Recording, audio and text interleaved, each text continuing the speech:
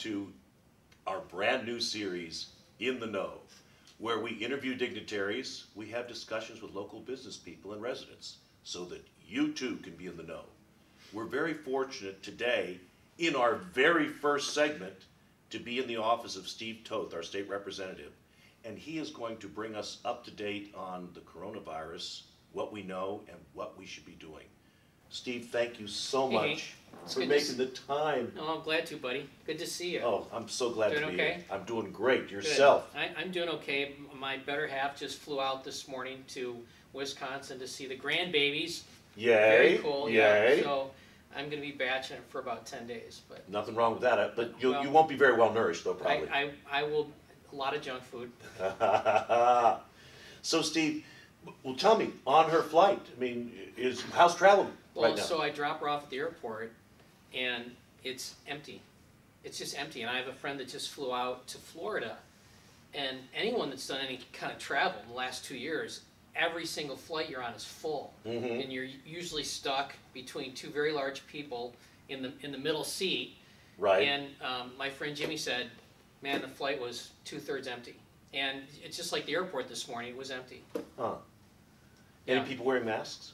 There were people at the airport getting out of their cars wearing masks. Oh my goodness. It's amazing, yeah. Well, maybe it's time that we go get our most favorite character mask or something. Yeah, well, there you go. And so we can all look the part. You know, you don't want to minimize this. Understood. You don't want to joke about it, because anytime people come into a health crisis, and some folks have died from this. Right. You don't want to minimize it, but at the same time too, you've got to look at what's going on right now and look realistically what's truly going on. And the numbers are changing so quickly.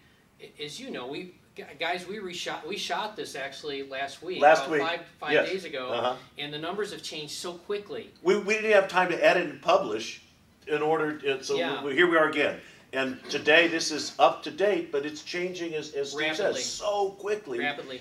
And hopefully for the better. I mean, the discovery of numbers is just because we're out there looking and taking care of business, so to speak. 5 days ago, the death rate, the mortality rate, was at 9%, 8 and 9%.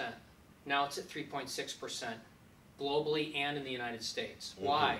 It's not because fewer people are dying. It's because we're realizing that the only people that are perishing from this are what's known as the medically fragile people among us. And so these are elderly people, these are people with compromised immune systems, these are individuals that have chronic heart disease, these are individuals that have diabetes. And so it's a lower respiratory infection or virus. Yes. And it's turning into pneumonia. And it's, some people are perishing from it, much like they do with the flu. And many healthcare professionals, including the commissioner of the Texas Department of State Health Services, Dr. John Halstead, has said we're really going to find that it's probably the same mortality rate as the flu.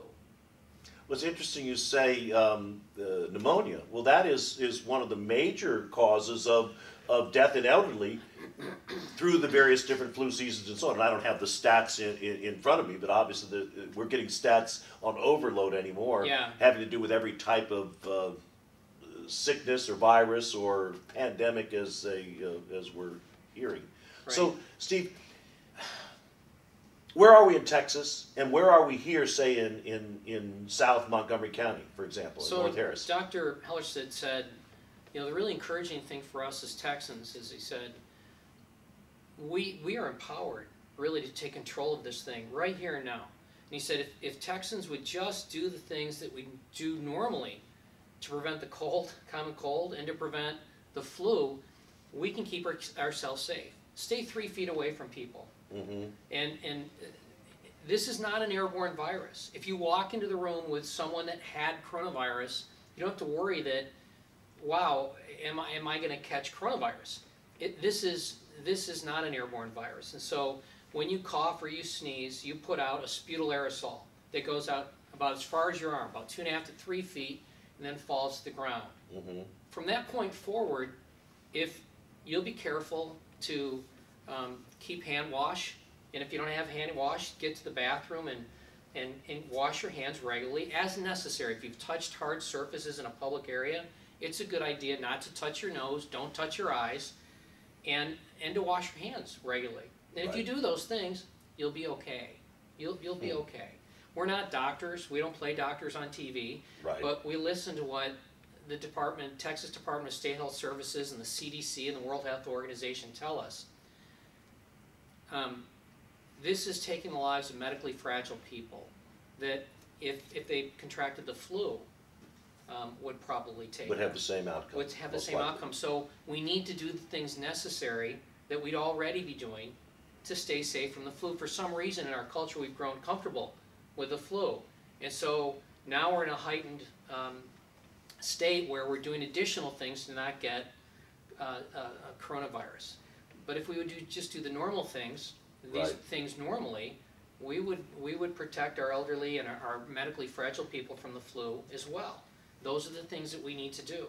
To date, no one under the age of 10, so we've been hearing that little children are going to die from this. Well, according to the World Health Organization, no one has perished under the age of 10 from this thing. My goodness. So, yeah. That's a stat that we all need to be aware of. You know what's interesting is, so my wife and I, we enjoy a sport called pickleball. And it's played on a tennis, half the size of a tennis court. And so you finish the match, and now people are so conscious that they're shaking like this or like this.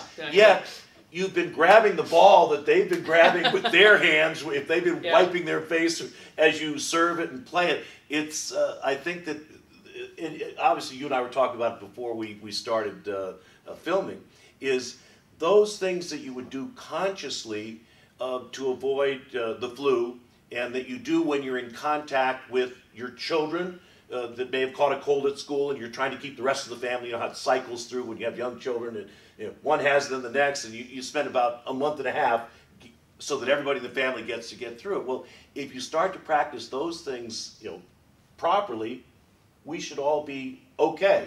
Yeah. Yet, you know, we still have to be vigilant. Panic seems to be the word of the day right now, unfortunately. Well, the stock market sure.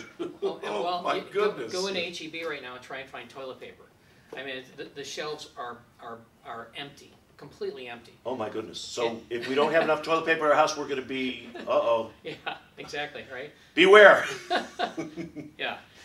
Let's take it seriously. Okay. But at the end and of the we're day, not trying to make it light, but it's interesting because we know what to do, and we consciously do the right things most of the time. Yeah, we need to take just a real sober view towards this and say, what are the things that we normally do to keep from getting the flu? And then we need to apply those things to COVID-19, and we'll be okay. Okay, that's the advice. You're in the know now. Thank you for joining us on our very first segment of In the Know with our State Representative Steve Toth. You will come back. You will come back and share more. Yeah, you bet. Thank you so much. See you, buddy. Okay, see you soon.